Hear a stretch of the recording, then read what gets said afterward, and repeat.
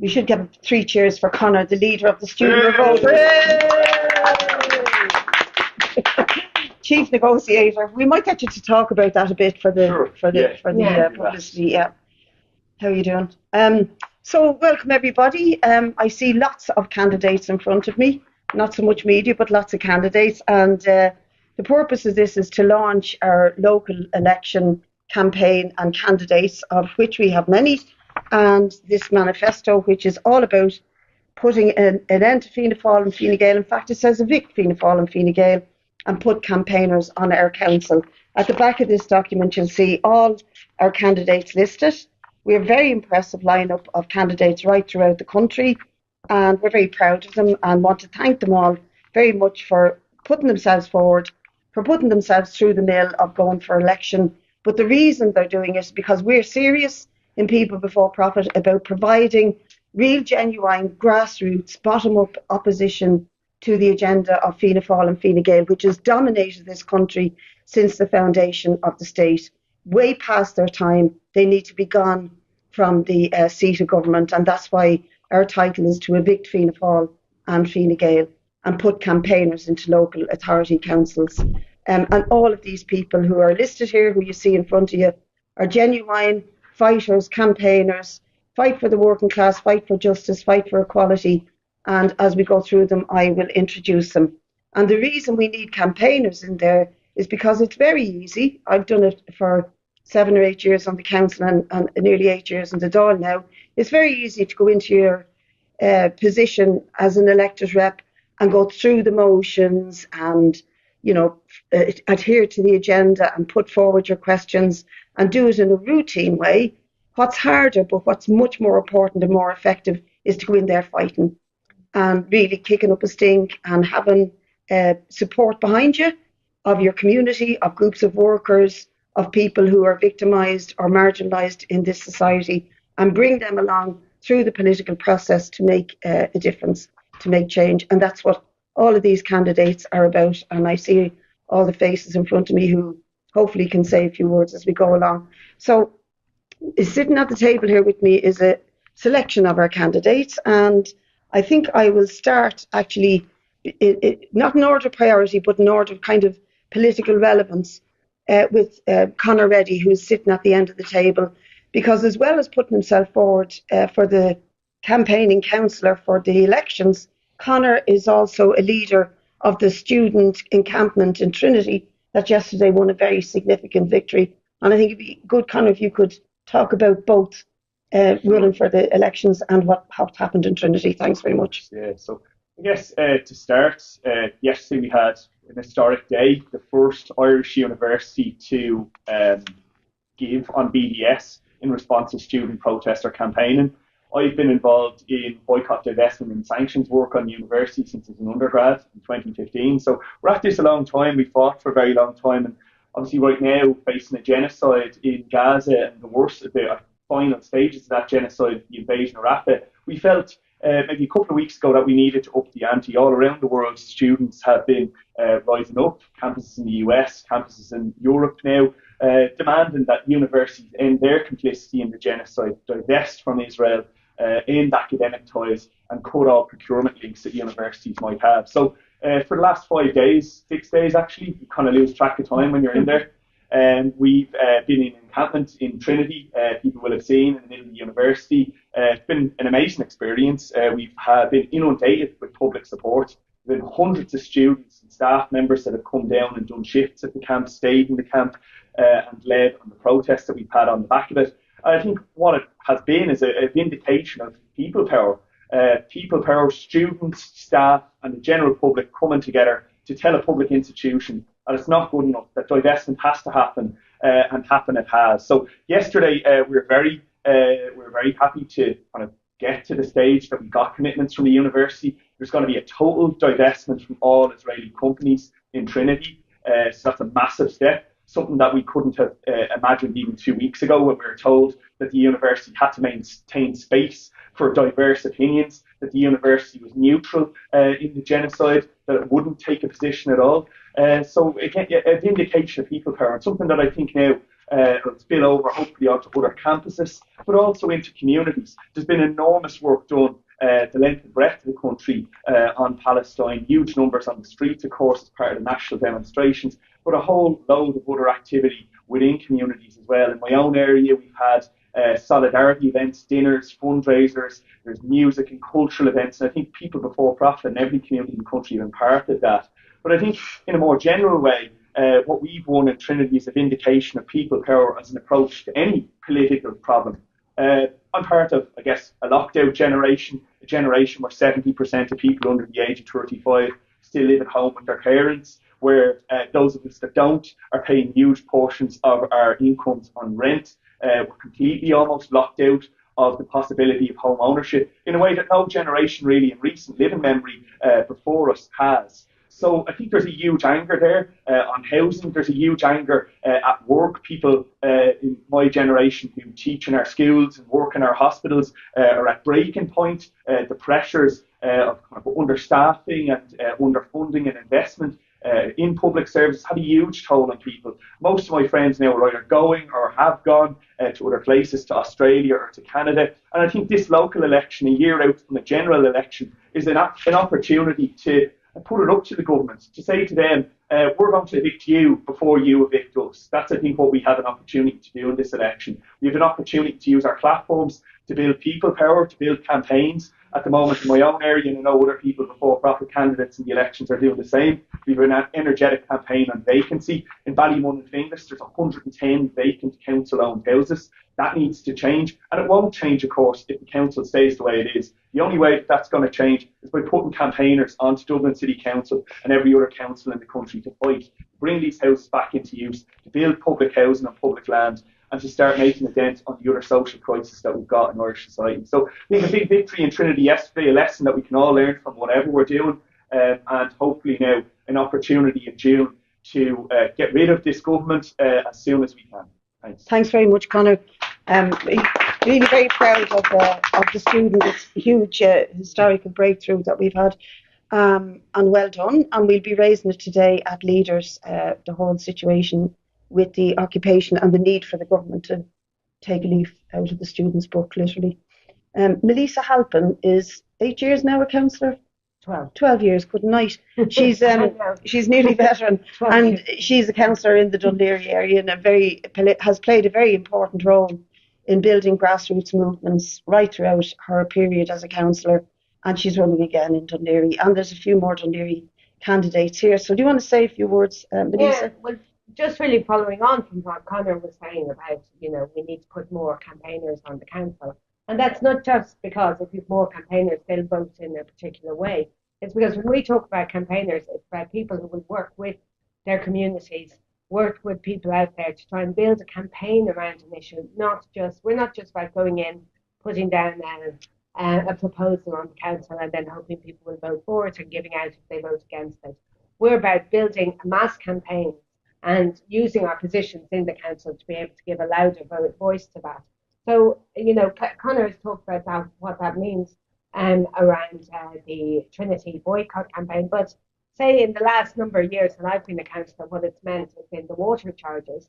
In every single water charges group around the country, our councillors and our reps in local areas were dug into that campaign, and of course our TDs were dug into that campaign, and we're building support in the communities and activating people, because when people feel part of something, they fight harder and we can win. We won with the water charges, again with repeal. I think if you looked at all the campaigns in Dublin at the time of repeal, all the local campaigns, there was a people before profit rep at the head of every single one of them. And that's what we mean about putting campaigners in the council. And it's not just on the big national issues like water charges and repeal, or on the cost of living as well. But locally, that's what we do too. We mirror it.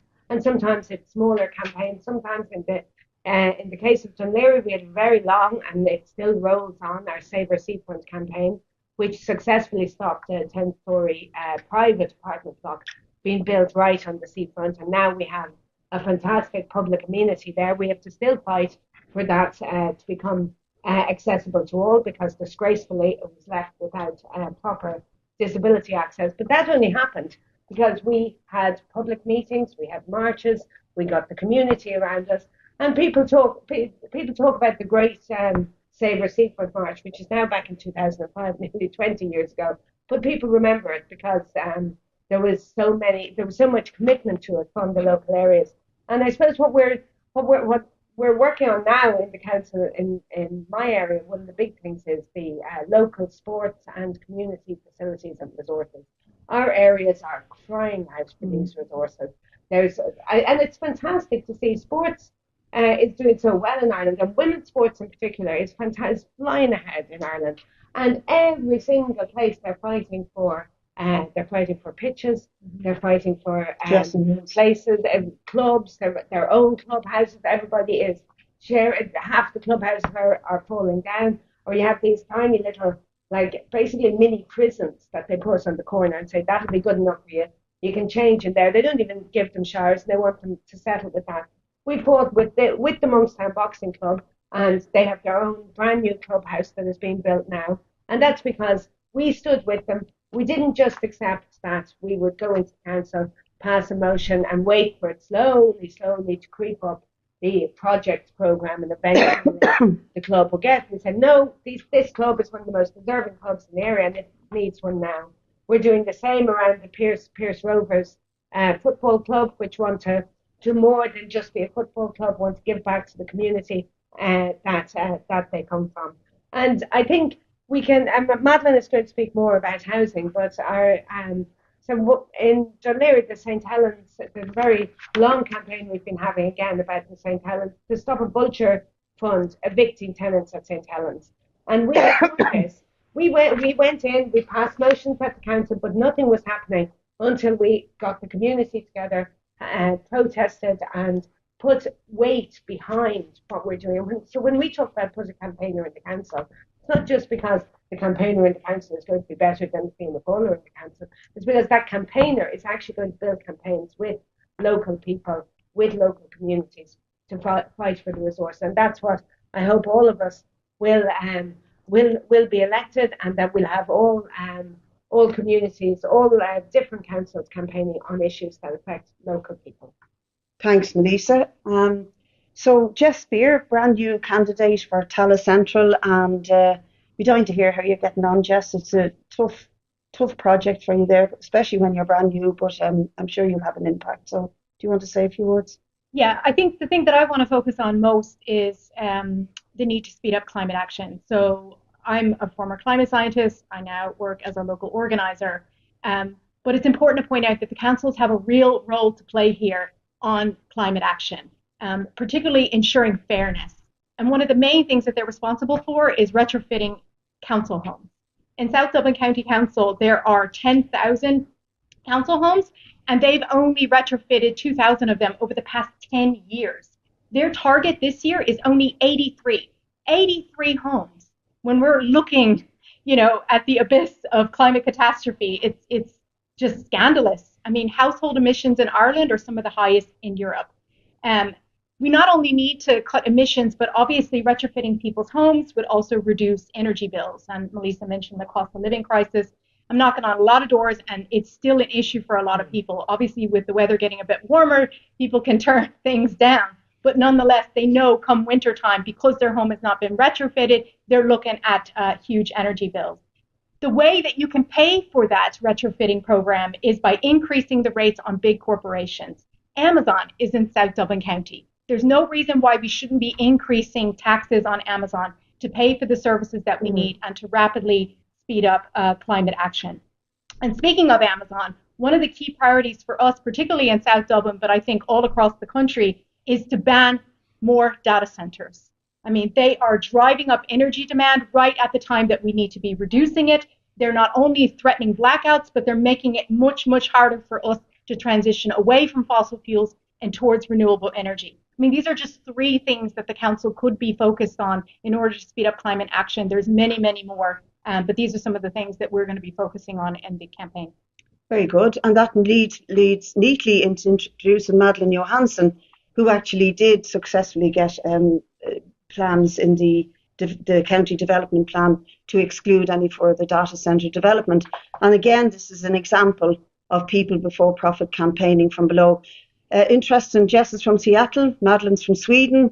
We're not a nationalist party at all, and they're doing a great job. And Madeline is running again. This will be your third time, second time. So well done, Madeline. Thanks, Breed. I've been involved in people for profit and politics for a long time, but I think the last couple of years have been really important for me because I've been personally involved in a fight against eviction, been organising the tenants of my block against mass eviction. And I'm just one of tens of thousands of people in this country who are facing housing uncertainty. So we have, of course, the almost 14,000 who are currently in emergency accommodation. But then we have tens of thousands of people. We don't know the exact numbers, but we know that there's tens of thousands of people who are couch surfing, who are living in overcrowded conditions all across this country and have no access to proper housing, affordable housing that they need. And it's very clear that Fianna Fáil and Fine Gael's housing policy have utterly failed. And that's why we are saying that it's time to evict Fianna Fáil and Fine Gael, not just out of the Dáil and out of the government, but also out of our councils. Because it is possible to solve the housing crisis. Just look across this country and you will see that there's 160,000 vacant properties, homes that could be used for people to live in, but they are left vacant. 65,000 of those were also vacant in 2016. That means that they were been left for at least 6 years vacant. This is completely disgraceful. And actually, there is something that our councils and our councillors can do to solve this. Councils have the power to compulsory purchase derelict properties.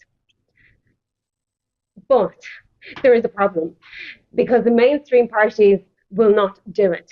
The councillors will not do it. We've seen it in South Dublin where I proposed a motion to compulsory purchase all 10 sites that are on the derelict sites register in South Dublin, and the establishment parties all voted against it. Fianna Fáil, Fine Gael, the Green Party, Labour Party all voted against my motion. Despite that, I kept pushing because I'm not one to give up. So I pushed locally to get 2 houses in Palmerstown that have been derelict for 10 years or so to be compulsory purchased by the council.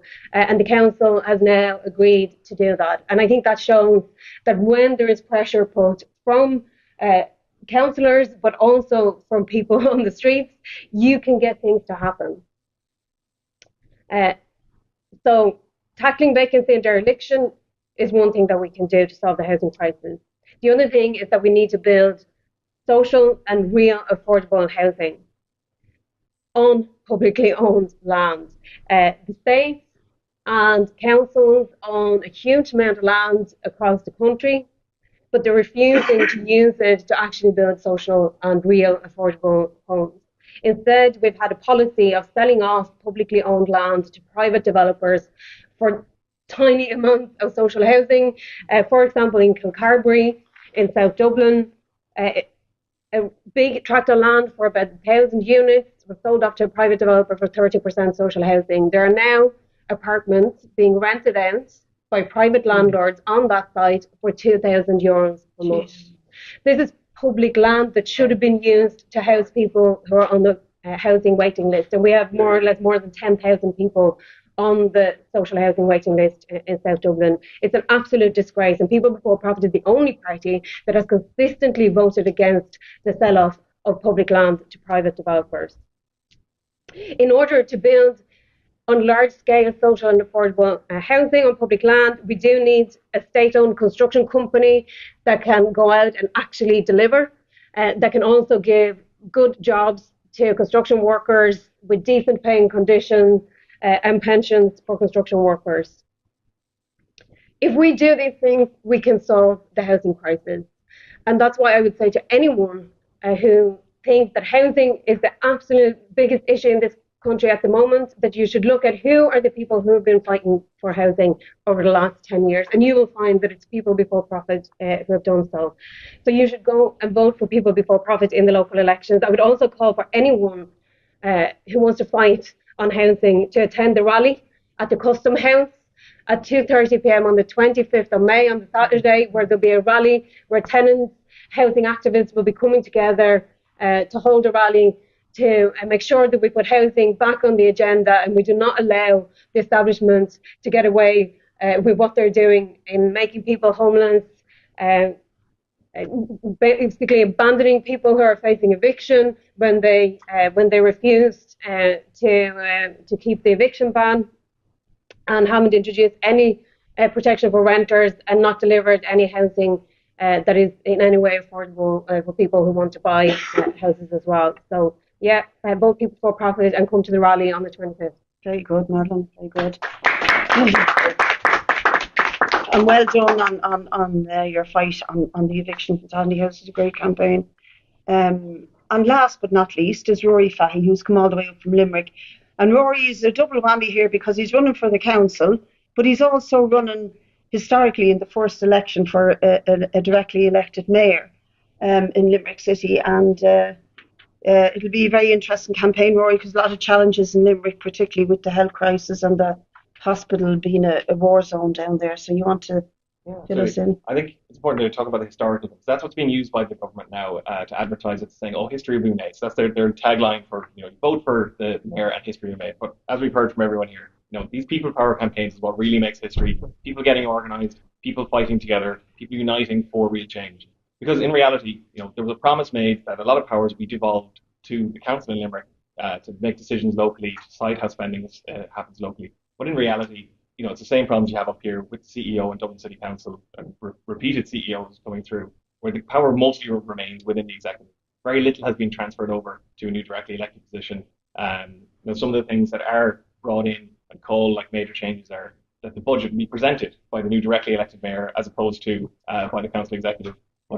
Presenting the budget when the spending is almost pre-decided in Dublin through national programmes, and you don't really have that local intake within it. And the same with the National Development Plan. You have the local development plan based on the National Development Plan, and again, presented by the directly elected mayor. But, what goes into that plan should be decided locally, and people should work on it together locally as well. And that's one of the things that we want to fight for. Like these people-powered campaigns, where those presentations are made to the council to be voted on, we need to fight as hard as we can to get those decisions made in local communities, to go out into communities, get people organised, get them meeting together, talking about developing their communities. Because as we've heard, the lack of sports facilities comes up all the time. You need a combination of your local development plan and your budget coming together to ensure that these facilities are built. And it's not just sports, it's arts, it's culture facilities, it's community centres, all of these things. People are crying out for them.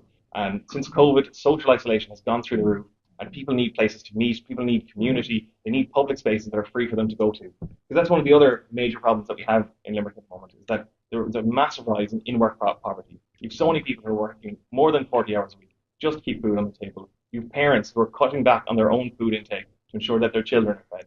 They're embarrassed that they can't bring their children out for the weekend, go to the cinema, or just to go swimming, or anything like that. They have to pay out of pocket for everything, and they just can't get by.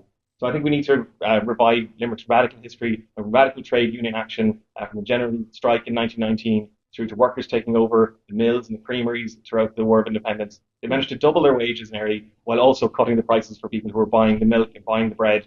So that's what we need to be fighting for. We need to go and use council contracts, put terms into those contracts to ensure that unionised companies get a preference, that a living wage is mandated by all council contracts, and then fight to get all of those contracts brought back in under the council directly. Because all of this outsourcing has just been increasing the wealth for a few individuals while reducing the quality of services delivered to everybody. But again, that's not going to happen on its own. It's not going to happen with a few councillors who are brought in. It will take people power, people fighting together for this change. And then finally, one of the things that we want to do with the new mayoral position, whether we get into the council, whether we get into the mayor, is take some of that new public funding and to challenge that Ernst & Young report that came out that said if we make free public transport, only 1% of people will get out of their cars and use it. Well, let's prove it, There's money coming into the council now as part of this role. We should go and have free public transport in Limerick. You could do a trial of it, try to get the money from the central government on top of it. We can see what happened in Montpellier when they brought in the same. They had a 30% increase in ridership. 1% versus 30%. Where do we fall on that? So I think we need to see free public transport. The money is there to do it. And we need to start increasing our public spending in councils in general, bring it under democratic control, and try to ensure that people have a say over their communities and over development. Very good, Rory. Thank you. Thank you. And well done to you for taking on this, a big challenge to do both, but fair play. So I'm not going to go around the room introducing you all, but I'd like to give all of the candidates who are here, and again to thank you all for coming and for doing what you're doing. I'm very proud of all of you for what you're doing. If anyone would like to add something, or say something that hasn't been said, or maybe repeat something that's been said, and do it briefly, we'd be delighted to record this. So hands up, those who wanted. Shay, and say who you are and where you're running and all. Shay the Strange, running. Sorry, hold on a second. We get the camera on you. Oh, come up here then. Yeah. I didn't know what you were pointing at there, Des. Yeah. Yeah. Shay the Strange, I'm running in the Crumlin-Kimmage Rathmines area. And the big thing that's coming up on the doors for me at the moment is the lack of public services being supplied by Dublin City Council. And it basically comes down to a lot of these services have been privatised by Dublin City Council, and it's just not fulfilling the needs of the community. One of the massive issues that is in the Crumlin area, the old council stock housing, is black mold. And that has to be addressed. It is killing people, literally killing people. And if we don't address it soon, sorry, keep going. Sorry, it needs to be addressed as soon as possible. I know cases have been taken in the past by residents, local to myself, Dublin House, where they've gone to the UN and they've won their case in relation to the black mold in houses. We have to put it up as one of our priorities in that campaign. Good for you, Shay. Well done. Anybody else want to raise issues or say a few words, introduce themselves? No. Kelly? Kelly wants to come up and they'll take you. Good on you, Kelly. Kelly's a latecomer to the list. Thanks so much. Yeah, absolutely 100% agree with all the issues that's been said this morning with climate action, housing, with Palestine, and I'm really proud of the party and honoured to represent. In my area in Greystone, in County Wicklow, what we've seen is massive private development companies come in and make huge profits on housing estates, but there are no matching services. We have a number of children in the area who are still waiting on their school fees, and it's causing an immense amount of stress on families, and the children are calling themselves the leftover children. So what I would love to see, what I think people before profit can work on and deliver is community with school places, with sports facilities, with homes, with services to match the needs of the people that live there. Thanks very much, Kelly. Thank you. Do you want to say a few words? And introduce yourself as well?